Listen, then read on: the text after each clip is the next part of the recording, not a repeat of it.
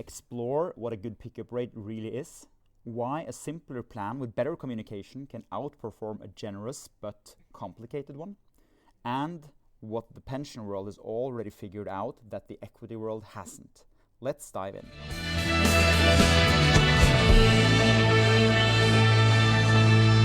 Okay, we're back here with another episode of Stock and Roll.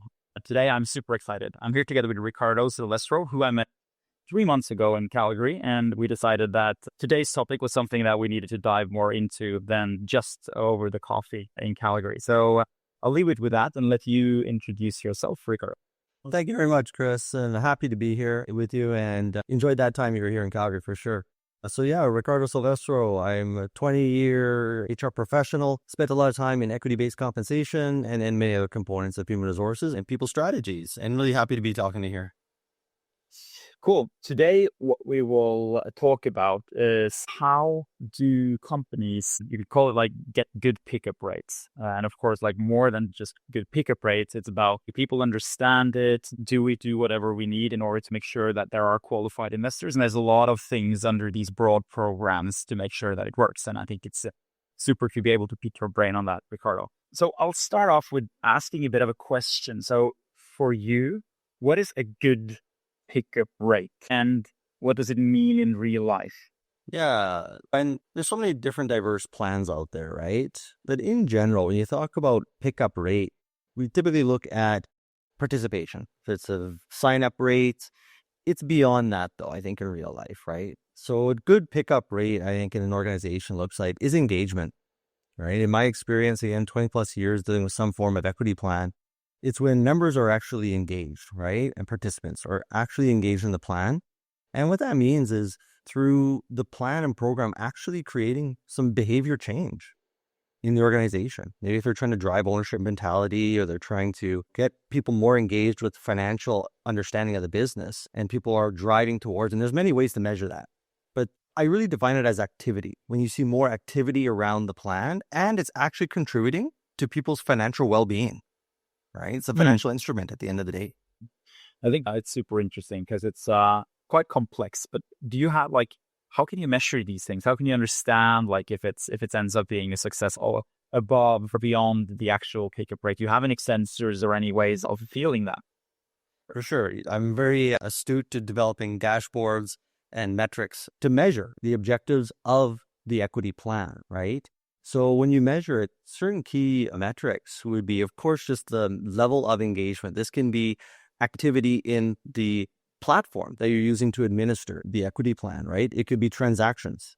It could be sign-up rate. It could be how often they increase their contribution or decrease their contribution, right? So that's within the plan.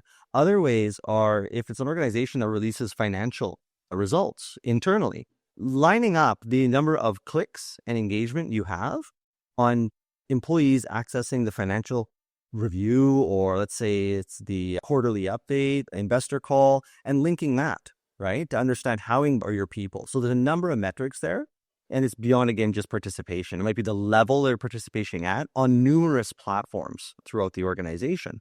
And engagement surveys are great too, right? Employee engagement surveys are excellent to capture specific feedback around equity plans.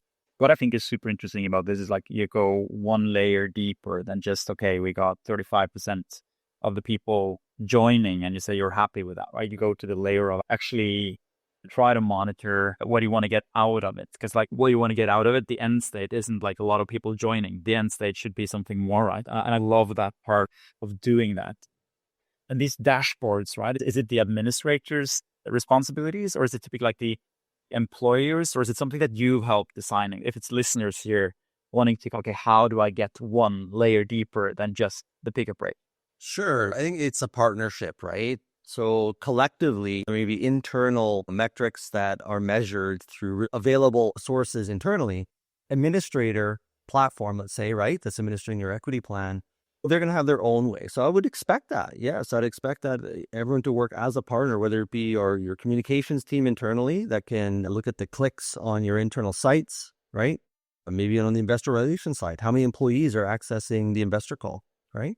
But yes, administrator, I'd definitely be looking at them as a partner to share analytics that help us understand if the plan is meeting its objectives And the thing I'll add here too is when it comes to what really works and what doesn't work is with regards to explaining the why to employees. So having a plan is great, right?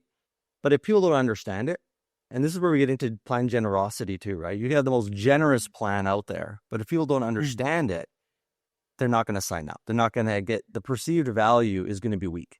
And that's ultimately not what most employers want when they roll out a pretty time-consuming and costly equity plan to drive certain objectives, right?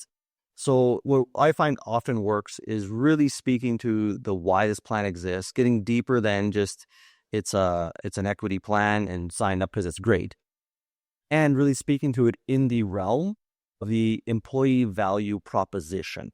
So it's not just one component. It makes up the whole value proposition that company stands for. And so what you're saying here is that you mean that it's possible to make a plan that are less generous, more favorable and impactful if you just explain more around why and manage to drive more engagement. What I find fascinating with that is very often, okay, you got a 55% pickup or join-in rate on your plan. Of course, that's no wonder because you're giving like 200% matching, right? But then how can you get away with, I'm not saying get away with in terms of you don't want to give away as little as you can, but it's how can you, from a company perspective, obviously you have stakeholders wanting to limit the program size because of all the things, you can get more impact the way you see it based on, even if it's a less favorable plan. Then. Yes, in my experience, that's absolutely true, Chris. It is. You can have that more generous plan, but if it's complicated for employees, it might not have the uptake and not meet the objectives you're looking for, right? And a simple plan done properly with communication can really be impactful. And to try to make that even more tangible when you say like the why. So do you have any, of course, anonymized examples, but how can a big company with a lot of employees typically communicate their why in a good way so that people understand that? Sure. Yeah, it's a multi-communication strategy, right? So there are multiple prongs. I think the number one thing I always speak about when talking about effective employee strategies and communication is knowing the audience. It does take a lot of time to understand your audience, right? The geographic locations they're in, the languages, right? And really how finance is treated, personal finance is treated in those geographic locations. Because in some areas, it's the financial literacy is higher or lower, right? Yeah. So number one is understanding your audience. So I don't have that one hit key to say, this is what you do and you get total engagement. It really depends. It depends on that audience, but really understanding it and what's going to resonate is number one, right? Of course, before setting your objectives as to what you want to accomplish, but to then get through to individuals and really hit home with them is understanding that audience. And then from there, you design a communication strategy or design them where you're going to have that multi-prong approach. I'm a big fan of a pull strategy versus a push. So we give people teasers as to what they are possibly missing out on, or why it makes sense to them to be involved, and let them come to, right? And that can be, again, through many modes of communication run through the organization. Have you ever seen cases where in your mind, a generous plan ending up failing because of that employees don't trust the story or the message or the plan or anything like that? Yes, I have.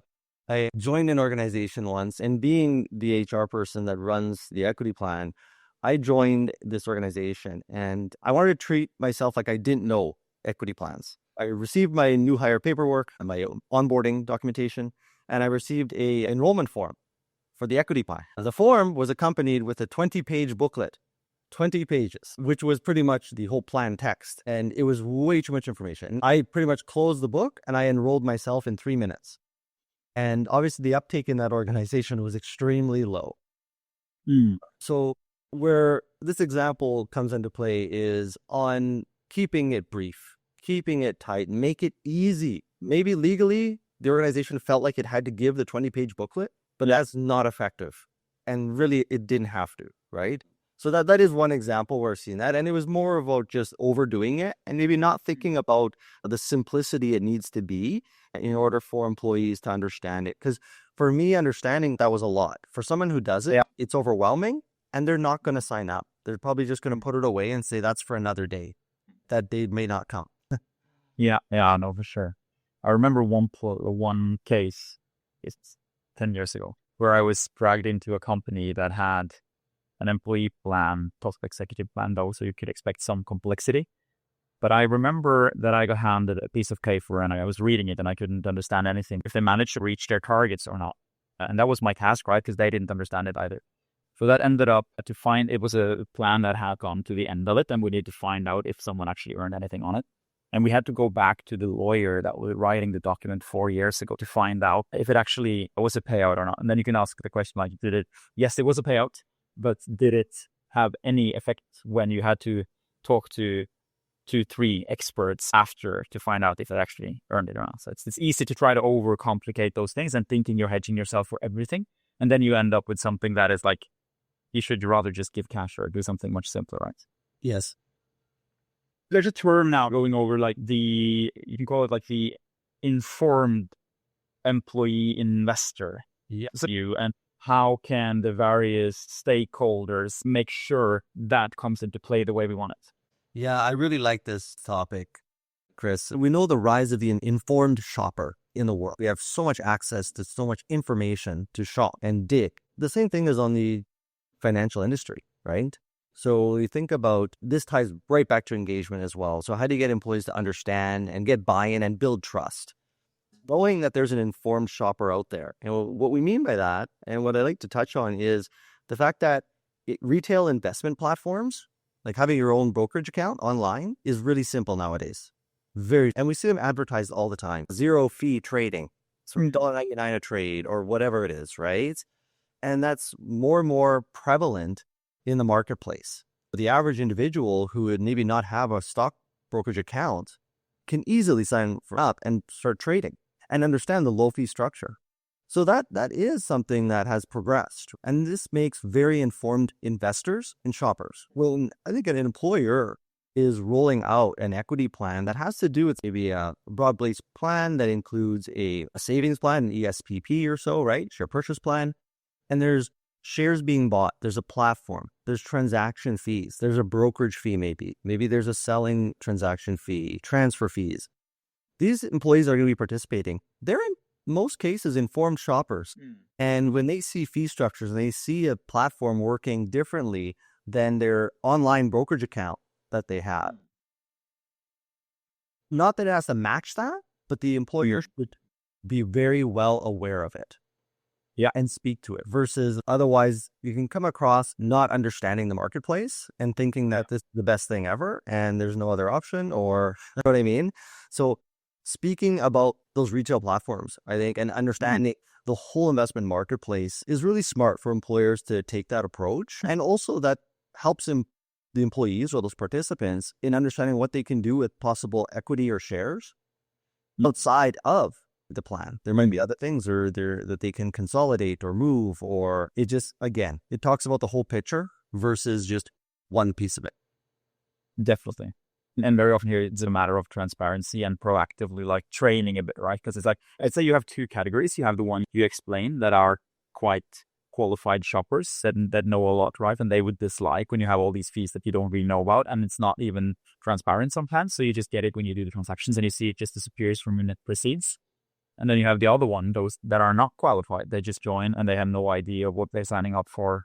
They're just rolling with the flow because someone at the lunch table the day before told them to, right? And then that's also a dangerous part, right? Because then they're signing up with their own savings or their own salary and don't really know what they're signing up for. And so I think both these two categories and be super transparent in what's there is something that all of us that do what we do can be much better at, I think, because it is quite hard to navigate in. Yeah, and you're absolutely right, Chris. It can be difficult to navigate. So I think the employer responsibility, if we can make it easier for folks to navigate, so it becomes real. And what I'll just touch on here, I wanted to mention, because you really tweaked my interest on something you said, it's when the plan can make a difference in someone's life too, right? So it translates to something that's quite tangible for the individual. At the end of the day, holding the equity in the organization is a goal for sure, but it's still a financial instrument. And people are signing up for these expecting that at some point their financial well-being is going to be impacted, right? Yep. So often we don't address that piece of it. So even I spent a lot of time in pension plans, right? So even with pension plans, we spend a lot of time saying save. But then you get to a date when it's like, now what do I do with it?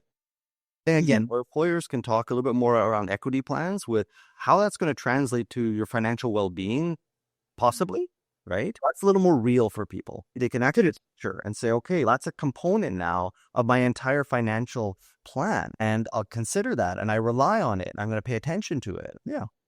And in your experience, how docked on to that topic do you see either employers or vendors, administrators are? Do you feel that it's like becoming better?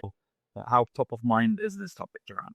Well, since I'm so passionate about it, I feel like it's not at the level it should be at. And I think certain countries have progressed more with financial literacy for sure. But when it comes to most organizations administering equity plans and other employee programs, there's still a lot of segregation. And often that segregation exists because you have different administrators, the level of resources you have internally in that organization, who you partner with, and the objectives of those partners. So often enough, I do feel it is quite segregated, and it takes maybe that internal human resources or communication team to put it all together, to put the pieces all together, right? And this is where I do lean on our administrators out there to maybe consider the marketplace they operate in, consider their client has competing employee programs. Maybe they have a pension plan and a share purchase plan. Well, those are things that now maybe money is going into for these employees, and can they afford both? So if we don't speak about one and the other, we're really missing the big picture. And this is where you lose people, because they'll say, I'll pick one but not the other, because they don't see the full picture. So yeah, in my opinion, some organizations do it really great. I think there's still a lot of potential there to talk about the big picture. And try to see pensions, and then you have equity. If you were to take out 2-3 items from what great looks like in pension that you think the equity share plans side of it should learn from the pension side, what would that typically be, you think? For sure. Yeah. I spent many years dealing with pension plans. We have registered and non-registered savings plans as well that we operate. That area, the pension space in most countries, is a lot more regulated. Especially in North America here, I say a lot more in comparison to equity plans. And it's quite structured, right? So when you talk about a company sponsoring a pension plan, they have fiduciary responsibility. The governance is tight. You need certain structures around governance and oversight. You have a very structured employee engagement requirements, how often you engage with the members, how often you educate the members. And again, when I say members, those are the participants, the employees. And yeah, so it's very structured when it comes to the responsibilities, both by regulation and laws that exist. Where I think equity plans can benefit from similar structure, an example would be under pensions, your administrator provides something called a stewardship report. And this stewardship report is the administrator presenting the analytics of your membership in your pension or savings plan. Very detailed report. At least once a year, they would book that meeting and go through this report in detail with management or whoever is overseeing the plan. And that's something that I think an equity administrator could really benefit from doing, is sitting down with the client and not just here's your participation rate, here's your billing over the last couple of years and how it's tracked, but really this is the engagement we're seeing on our site from your members. Here are the good choices. And here are some of the choices that maybe don't make sense.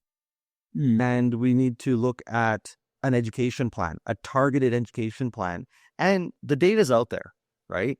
So again, I think having a structure around reporting could really benefit. So that's where I see those pension worlds and equity plan worlds collide a bit in a good way. One thing I've been thinking about quite often is you have broad-based share plans where there's a lot of people entering into. Let's say you work in the same place for like 10, 15 years, and you manage to save up quite a substantial amount if the share also performed quite okay, right? Yeah. Have you seen cases where, and I'm not thinking the top wealth management side, more on like the broad-based plans where people that doesn't necessarily earn so much, where the employer have proactively recommended diversification? Have you seen that? I just feel it's a need for something there. Yes, there is. And you went there before me. That's great, Chris. I love it, because when I talk about financial instrument, and when we've rolled out with my teams, we've rolled out some great programs in financial well-being. absolutely speak about diversification. So I've been in organizations where we run an equity plan session and then a financial planning session. Those need to be combined. They need to be combined, or at least spoken to in the same realm. Right? So we can't talk about financial planning and financial well-being without talking about the equity plan the employees participate. And absolutely, when it comes to diversification, we all know there's many stories of pumping everything into one organization. And maybe for certain levels that makes sense, right? There's risk, there's reward, there's requirements for ownership at certain levels for executive and management. The employee that's non-executive, it can be a significant risk, right? If they're not diversifying. And a lot of times employers are going to pump participation in the equity plan. But at the same token, yes, what I've done is communicate that this is not your only thing to rely on. And so what we do there, as an example, is focus on principles in investing. Right, where you go back to our principles on investing. And laws and regulation have also caught up on that as well. At one time, you could have a single stock in a pension plan. And for example, in Canada, you cannot anymore. Regulation does not allow to have that, right? So there are certain rules to protect both employers and employees from it, but it starts again with education, right? And absolutely, we touch on diversification.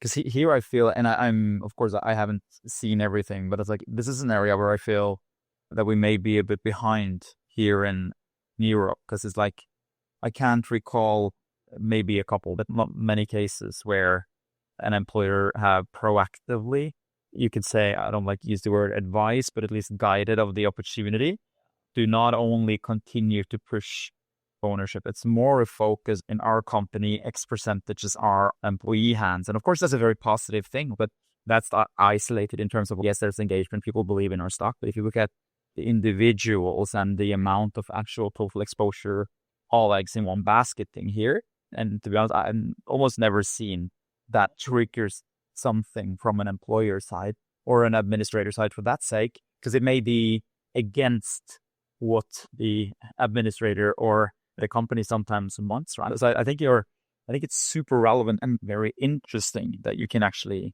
and should, because I agree, be more proactive on this. Yeah, Chris, I like what you said there, because you nailed it. When I talk about segregation of plans at times, they compete with each other as well.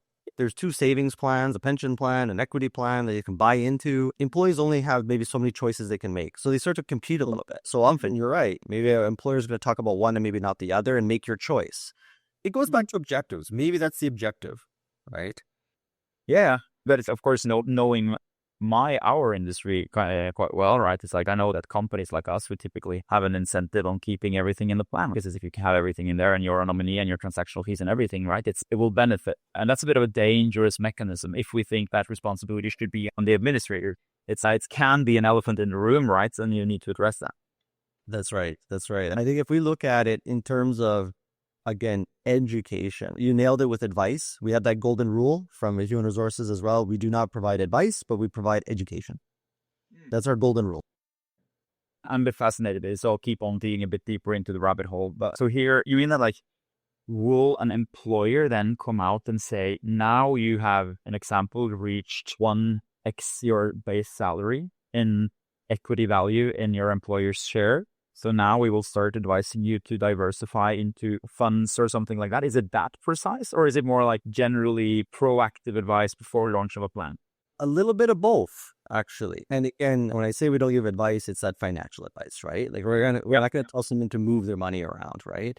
However, you can by educating them on good decision making and good investment principles, right?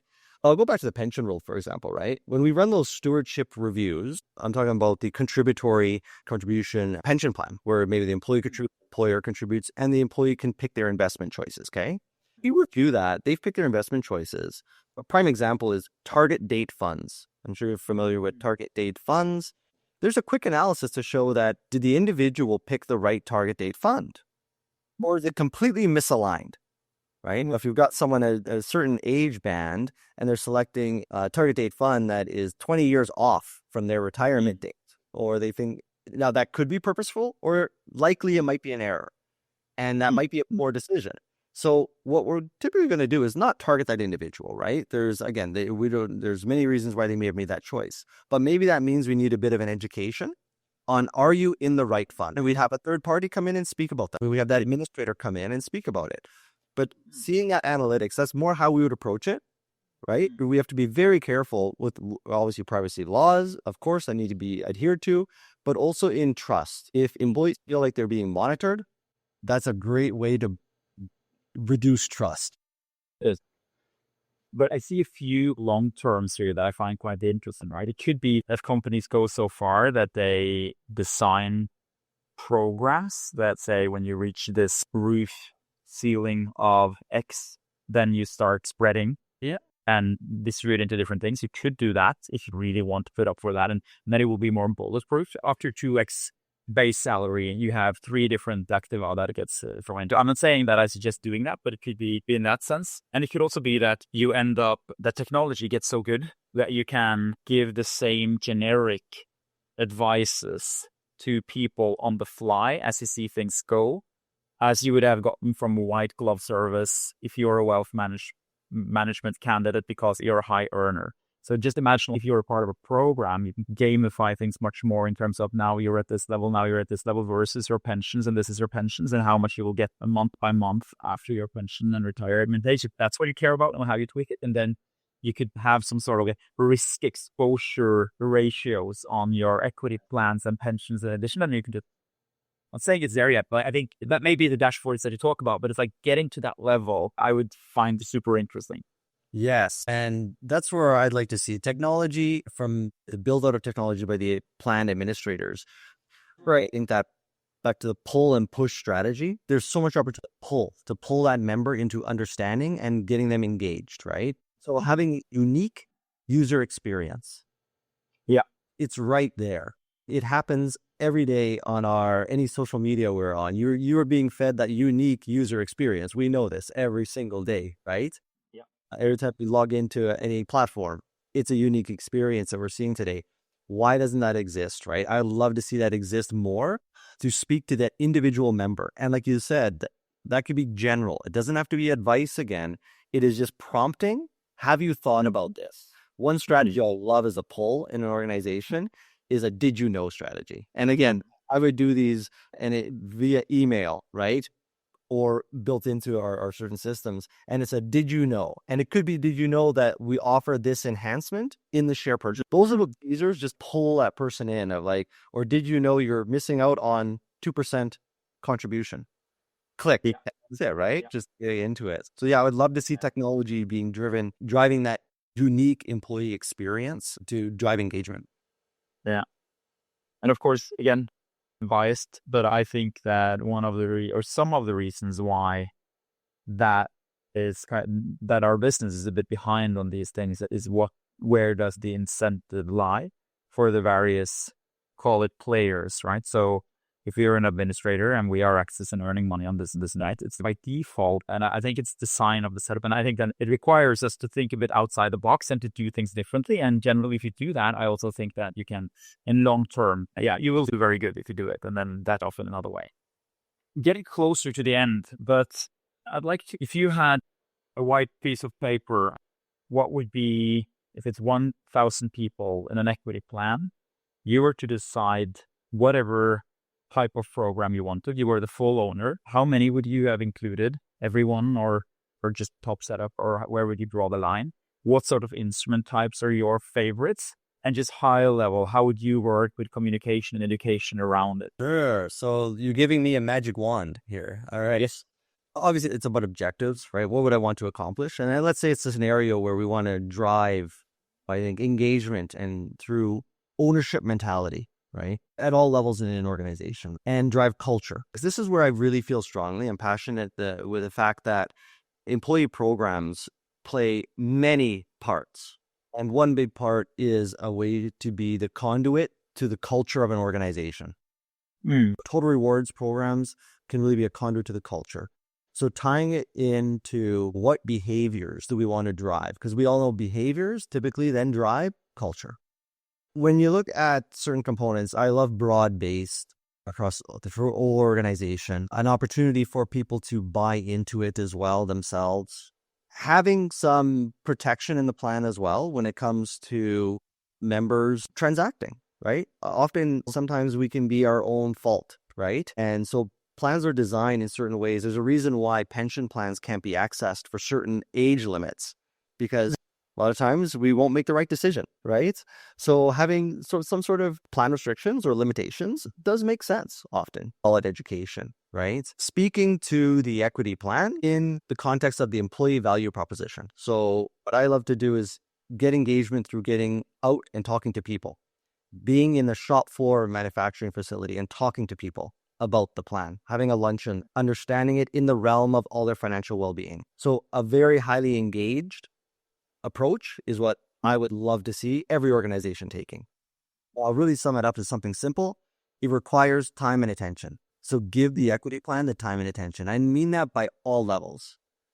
So getting leadership involved to also be champions and support it, it takes time and attention. I guess my one magic wand wish would be for organizations, and what I would love to build is every organization giving it the time and attention to then drive the objectives that is really they're intended to do. Love the way of like what you describe as creating this ownership mentality. And I think it's interesting, how can you make this ownership mentality through broad-based programs, and how to get that? Because I think that if you manage that, it's extremely powerful also from like a value creating shareholders perspective. So it's like, one thing is you want to build a culture, you want to be a great place to work, all these things is all super good, right? But you can also justify it very easily for your shareholders if you can actually manage to measure that, okay, the ownership mentality in our company among, you had a 80% pickup rate of 1,000 people, and then everyone got that feeling.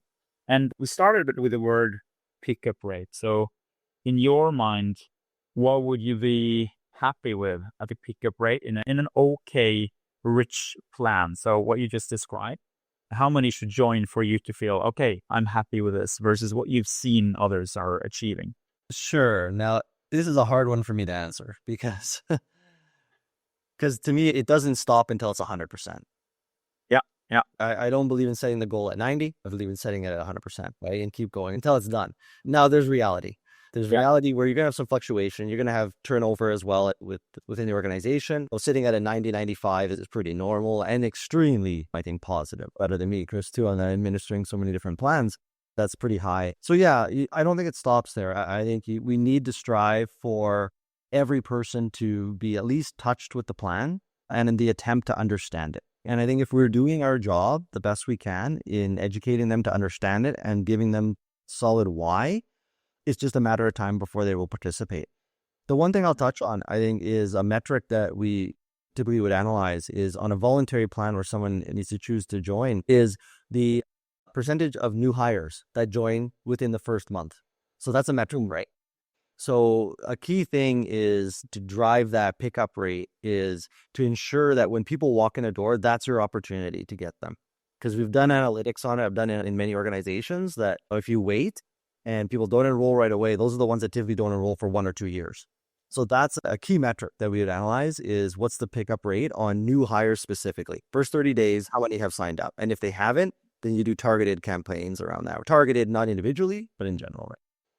Yeah, I like that. I like also that it's possible to use some of these mechanisms to achieve this specifically targeted thing when you want to address new joiners as an important part of that. This, I think, is one of the most common questions that we are asked when we are involved in broad-based plans, like what can we expect of pickup rate on this program? So regardless of everything else we talk about right here, this pickup rate and what can we expect, what is good, it's an ever returning subject. Yeah, and to not try to scare people off and trying to hit 100%.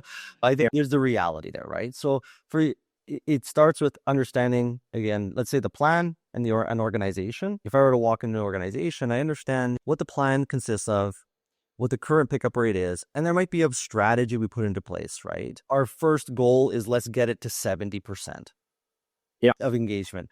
Then our next goal is 85, right? So it could be a staggered approach. We're not going to walk in and go from 60 immediately to 96 or 100, right?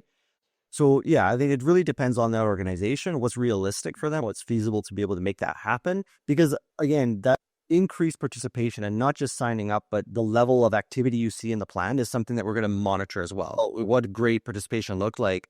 It's also all that engagement. How many people are transacting, entering the plan, talking about the plan. There's all of that. So you're probably going to have about, let's say, 5 metrics that you're going to measure day one and then set goals. and say, yeah, we want these 5 metrics to maybe move the needle this much in 6 months.